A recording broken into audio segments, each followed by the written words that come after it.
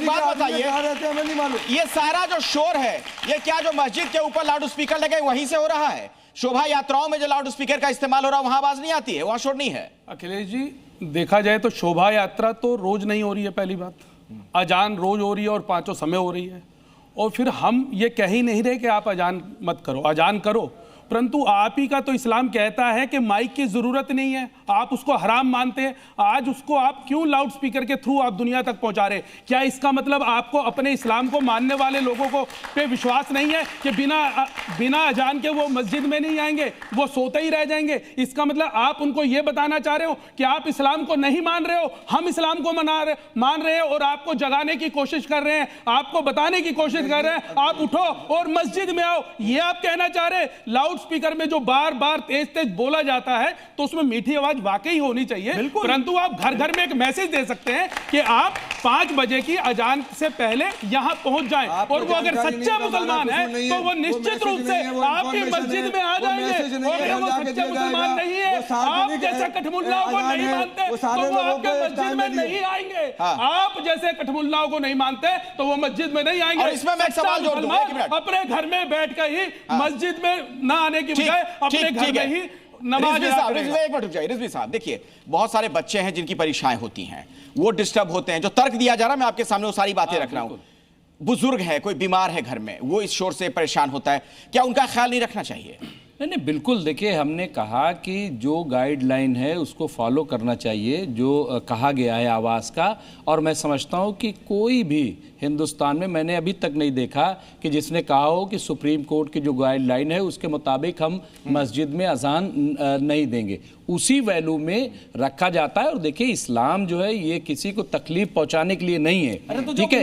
एक मिनट रुक जाइए, नहीं, एक मिनट समझा रहे हैं और कोई नहीं ऊंची आवाज में दे रहा है, कोई ऊंची आवाज नहीं दे रहा है। दूसरी चीज जो गलत मिसालें दी जा रही है, मैं पहले तो आचार्य प्रमोद का मैं जवाब दे दूं। पहली बात तो ये अजान अल्लाह के लिए नहीं होती है, उसको सुनाने के लिए, ठीक है? ये लोगों के लिए है, लोगों तक। अब जैसे अभी इन्होंने एक मिसाल दी कि तो लोगों तक तो मोबाइल का जमाना है, टेक्नोलॉजी का इस्तेमाल किया जा सकता है, व्हाट्सएप के जरिए ऐसी व्यवस्था बनाई जाए, एक साथ कॉल अलर्ट चला जाए। जैसे मैं एक एग्जांपल देता हूं, सुन लीजिए, तार्किक तरीके से हम बहस करना चाह रहे हैं हम सभी लोग, ठीक है? मैं डीजे पर भी आऊंगा क्योंकि आप जो डीजे वाली बात नकार रहे हैं ऐसा नहीं है, डीजे से भी जमकर शोर होता है। मैं ये कह रहा हूं आजकल एक नई चीज आ गई है सामने, आपको भी पता होगा। स्कूल बस जब आने वाली होती है किसी के घर के पास तो उनके पेरेंट्स के पास मोबाइल पे एक मैसेज चला जाता है या घंटी बज जाती है, अलर्ट हो जाते हैं लोग। वैसे ही सिस्टम यहां भी लागू हो सकता है? वो सिस्टम भी लागू है, लोग अपने मोबाइल में भी लगाए हुए हैं, ऐसा नहीं। तो फिर सारे लोग एक मिनट, बहुत सारे लोग काम में मसरूफ हैं, देख नहीं पाते, बहुत सारी चीजें, बहुत सारे ऐसे हैं जिनके पास अभी वो सिस्टम नहीं है, तो इसलिए भी फिर एक कल्चर है हमारा, एक माहौल भी होता है। एक माहौल भी होता है, एक माहौल भी होता है। भाई पता कैसे चलेगा? भाई ऐसा है जैसे रमजान में अरे भाई आज लाउड स्पीकर अपना लिया, टीवी अपना लिया, नमाज से मतलब है, रोजा से मतलब है, इस चीज को अपनाएंगे जो आप बोल रहे हो। पहले शैतान बोलते थे, अब शैतान को अपना लिया। ये मिसाल ऐसी दे रहे थे, अब शैतान के सामने बैठकर कह रहे हैं अब टीवी शैतान नहीं। कब कहा था? किसने कहा था? बताइए, लाओ दिखाओ, किसने कहा था? होता ही नहीं था। किसने कहा था? किसने कहा था? अब इस तरह तो कंप्यूटर की भी मुखालफत हुई थी, आरएसएस ने किया था। जब यहाँ पे राजीव गांधी कंप्यूटर लेके आए थे तो यहाँ पे किसने आंदोलन चलाया था? कंप्यूटर का खिलाफ आंदोलन किसने चलाया था? अब ये सब बकवास बातें देखिए, मिसाल उसकी होती है जो रिटर्न में किसी आलिम में, इनको पता तो है नहीं, इन्हीं के जैसा कोई रहा होगा, इन्हीं के जैसा जाहिर बोल भी रहा होगा, कैसे होगा? जैसे ये है टीवी हराम है कि बताओ? अरे टीवी नहीं हराम, टीवी हराम नहीं है, कैमरा हराम है, मैं कह रहा हूं नहीं हराम होता तो मैं बैठता, रोजा रख के कोई हराम करता है? ये पूछ रहे हैं, वीडियोग्राफी हराम है? बिल्कुल नहीं है। लाउड स्पीकर हराम है? नहीं हराम, नहीं है ना? नहीं हराम। ये सब बात अपनी जारी रखना, हाथ से मैं जारी रखता हूं। अरे मैं टीवी के सामने बैठा हूं, लाउड स्पीकर का आवाज हो रही है, कोई हराम काम मस्जिद में होगा क्या? अच्छा जनाब, आप डीजे पे आ जाते हैं। एक मिनट, ठीक है, एक मिनट। अरे उसका सुनिए, आपस में मत झगड़ा करिए, आपस में। थोड़ा सा सवाल सुन लीजिए, सवाल सुन लीजिए भाई।